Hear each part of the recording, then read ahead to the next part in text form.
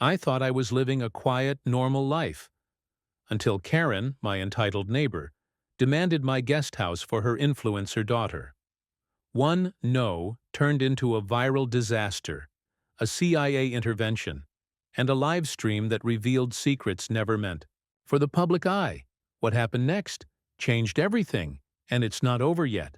The first time Karen knocked on Jack Harrow's door, it was 8:07 a.m. on a Sunday. Jack, mug of black coffee in hand, paused mid-sip. He wasn't expecting anyone. Not ever, really. That was the point of moving to this quiet cul-de-sac outside Langley.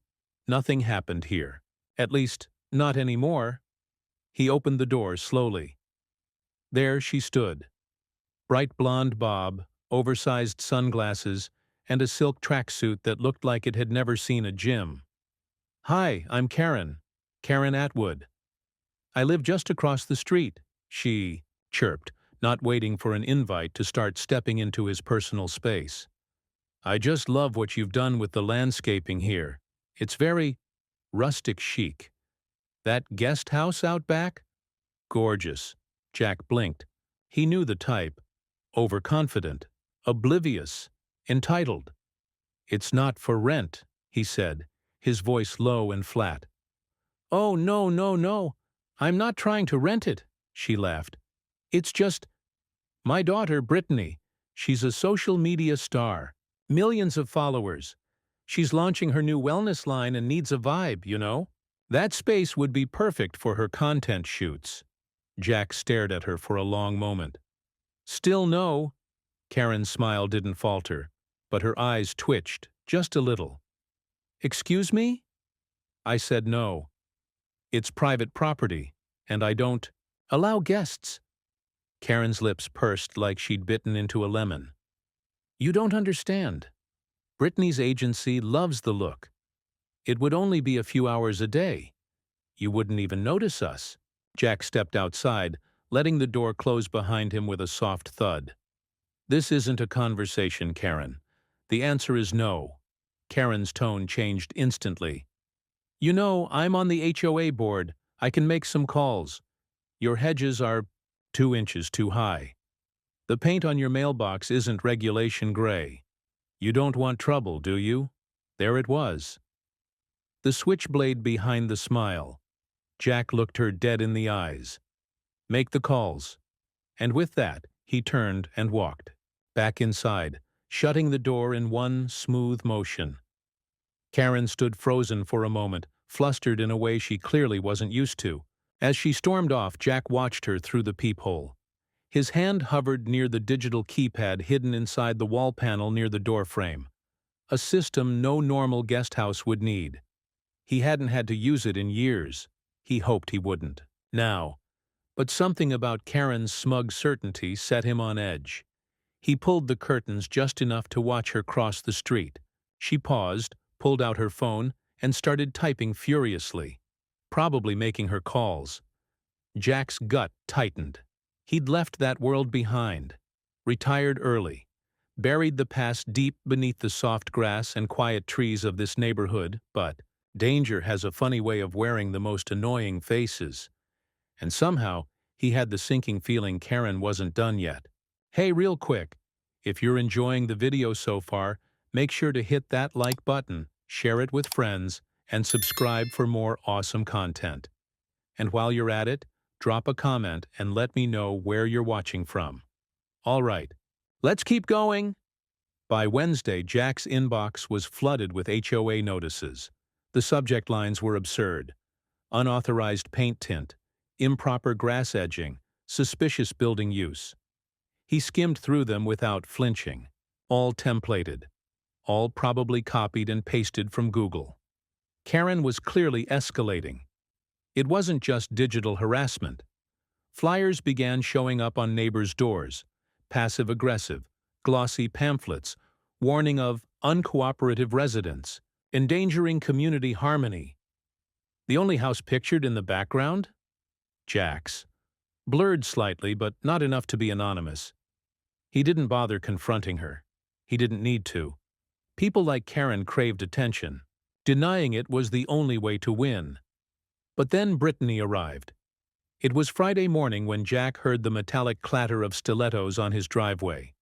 He opened the curtain just a crack. There she was. Long platinum extensions, selfie ring light. In one hand, a tiny designer dog in the other. She was live streaming. "Hey babes, we just got to this adorable little rustic guest house. It's giving vintage cabin with trauma vibes," she giggled, angling the camera toward Jack's backyard, like it already belonged to her. Jack stepped out the front door, calm but sharp. "You're trespassing." Brittany turned, startled. She didn't even pause the live stream. "My mom said we had permission. This is perfect for my eucalyptus chakra cleanse series. You're ruining my shot." He stared at the camera, then at her. "Turn it off." When she didn't, he stepped forward, closer than she expected. She flinched. The camera dropped an inch. Brittany rolled her eyes and finally ended the stream. "God, you're like so intense." "I'm not the one filming on someone else's property," Jack said, and walked past her toward the guest house door.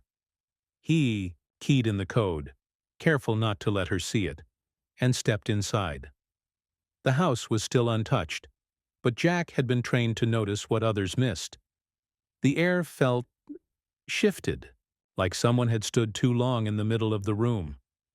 That night, as shadows stretched long across the cul-de-sac, Jack noticed a white van parked across the street. No logos, no plates. It had appeared before, once on Tuesday, again yesterday. Now it was back, engine off, windows tinted. Inside his living room, Jack shut off the lights. He stood in the shadows, watching the van through a pair of tactical binoculars. The silhouette of a man inside, barely moving. Karen didn't have the resources to hire surveillance. That much he knew. But someone else did. At 2:14 a.m., Jack woke to a soft sound, paper sliding against wood. He grabbed the Sig Sauer from under his mattress and crept to the door. A single envelope rested on the welcome mat. No stamp, no markings. Inside, a sheet of paper, blank except for 7 digits arranged in pairs. Chantning 19, Shaw 6, 21, 11, Show 5. Jack stared at the numbers. It had been years, but the format was familiar. Substitution cipher. Simple Caesar code. The kind used for throwaway signals. Quick, dirty, untraceable. He did the mental math. Shift letters. OISFTJ. In not a word. He ran it backward. Still nothing. Then paused. It wasn't English. He scribbled it onto a napkin, looking at it from different angles, flipping it mentally through languages, frequencies, rotations. A chill ran through him. It wasn't meant for him to decode now. It was a callback, a marker, a warning. Someone out there remembered who he used to be. Someone wanted him to remember it too.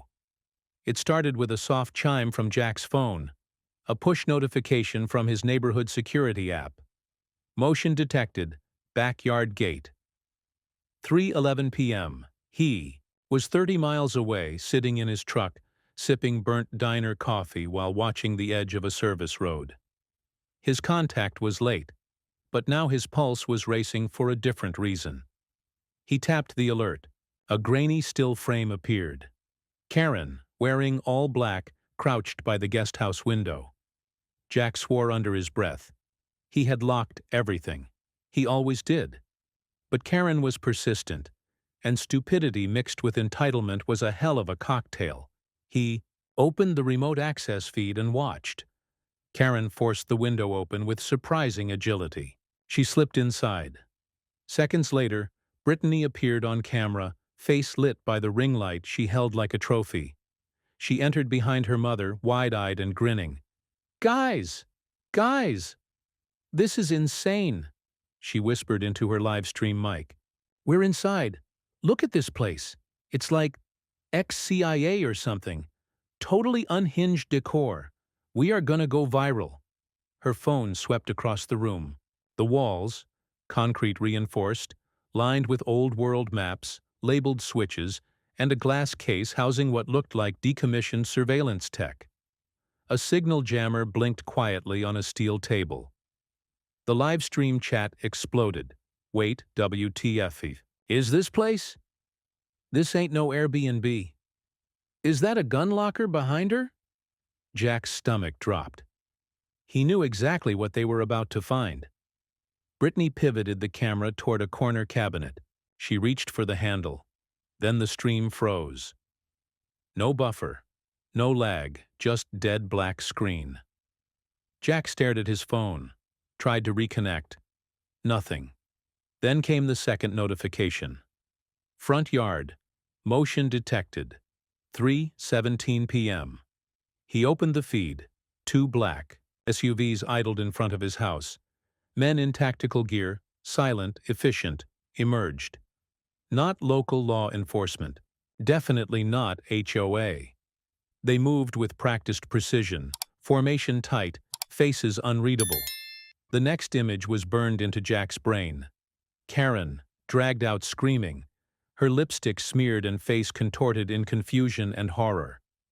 Brittany, followed, arms pinned, phone missing. Neither woman resisted, because they couldn't. The men moved like shadows. They disappeared into the vehicles. No sirens, no questions. Just silence. The feed cut out. Back on social media, the last frame of Brittany's stream had already gone viral. Viewers were uploading clips, theorizing wildly. What did we just see? They were rated live? This was staged, right? Did anyone record coordinates? Where was this? The hashtags guesthouse raid and influencer vanished were trending. Jack exhaled slowly, his breath fogging the inside of the windshield. This wasn't a warning anymore. This was containment. Someone had flipped the switch. Protocol had been activated. And if Karen and Brittany saw anything real, they wouldn't be back anytime soon. He started the truck. No more waiting. No more chess. The past wasn't staying buried. Not in this neighborhood. And someone was watching to see what he'd do next. The road curved like a question mark through the Virginia backwoods, gravel crunching beneath Jack's tires as he turned down a hidden drive. No signs, no addresses.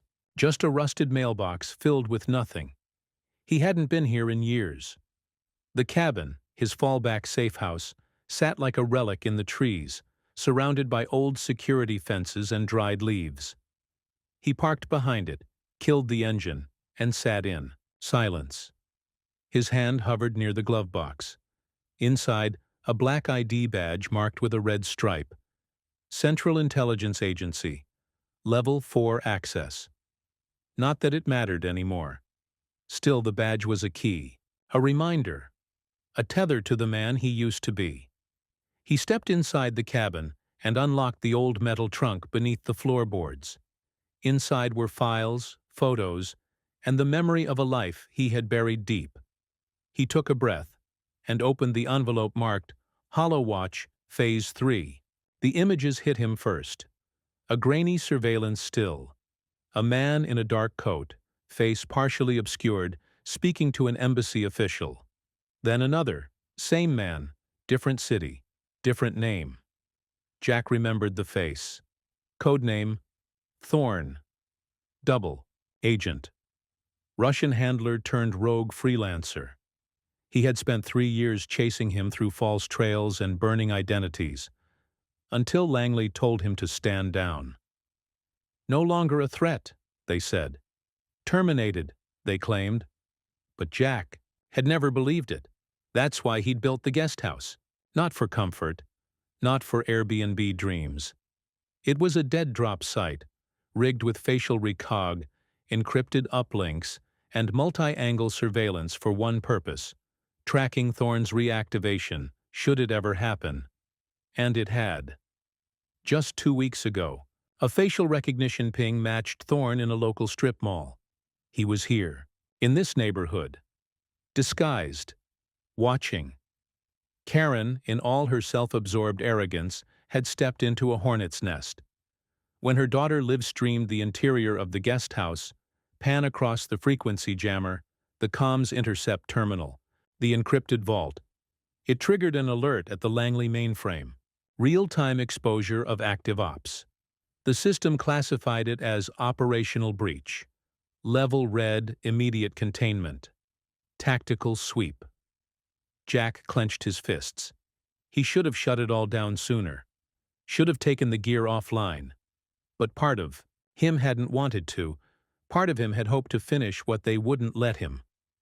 He pulled out the final file, a new still Thorn, outside a local farmer's market, holding a bag of apples. Smiling, and next to him was Karen. Jack leaned in. No mistaking it now. She wasn't just a suburban parasite. She was meeting him. Maybe unknowingly. Maybe not.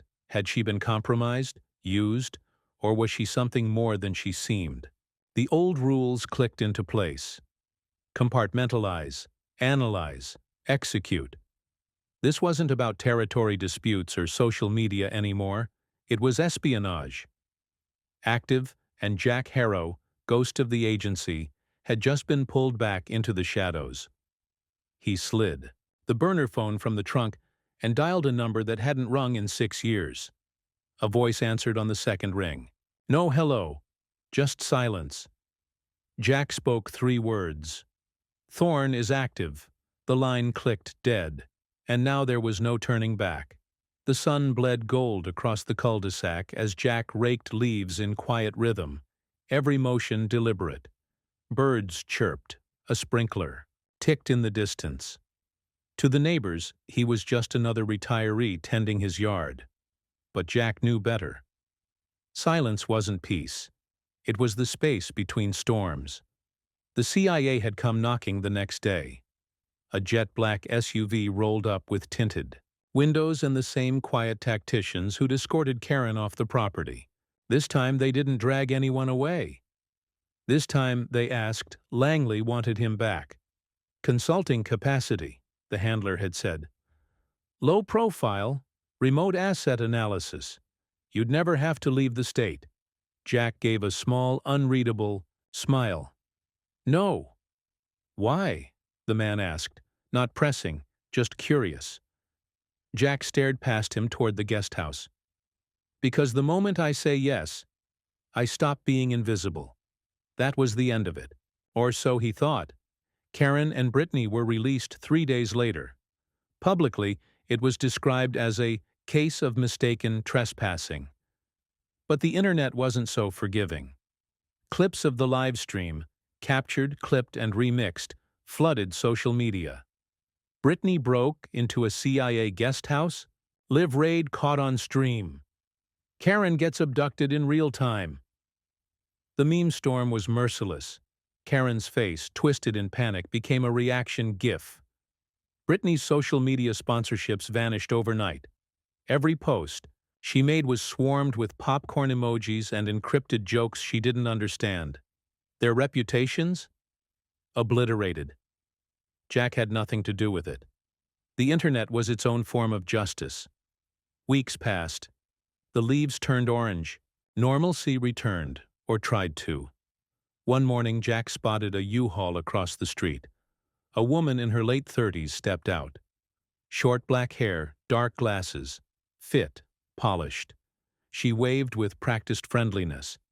Hey there, I'm Lila. Just moved in. Jack nodded politely. Jack, she smiled. That guest house of yours? Is it a rental? Jack's eyes narrowed just a touch. No, Lila laughed. Pity, it looks so interesting. She walked off before he could reply. That night, Jack stood in the center of the guest house, surrounded by stillness. He ran his fingers along the concealed wall panel and flipped a switch. The old interface flickered to life. Green lights, a heartbeat-like pulse from the mainframe. He activated a single feed. Infrared perimeter. No sound, just silhouettes. A figure, female, medium build, crouched by the curb across the street. Watching. Jack watched her back. He picked up his old earpiece. Static crackled, then cleared. He didn't speak. just listened. Then he keyed in a command on the touchscreen. Reactivate Level 2. Security Protocol. A final message blinked at the bottom of the screen. Target acquisition ongoing, surveillance incomplete. He stared at it, so it wasn't over. Not even close. Somewhere out there, someone had unfinished business, and they'd made a mistake thinking he was out of the game. Jack turned off the panel, the lights fading into black. Outside, the wind rustled the trees. A neighbor's porch light flicked on. And across the street, Lila's window glowed faintly blue. Computer screen still on. Camera lens barely visible in the reflection. The watchers were being watched. If you enjoyed this video and want to see the next part, let me know in the comments. Don't forget to like, share, and subscribe to stay updated. See you in the next one. Your support means the world.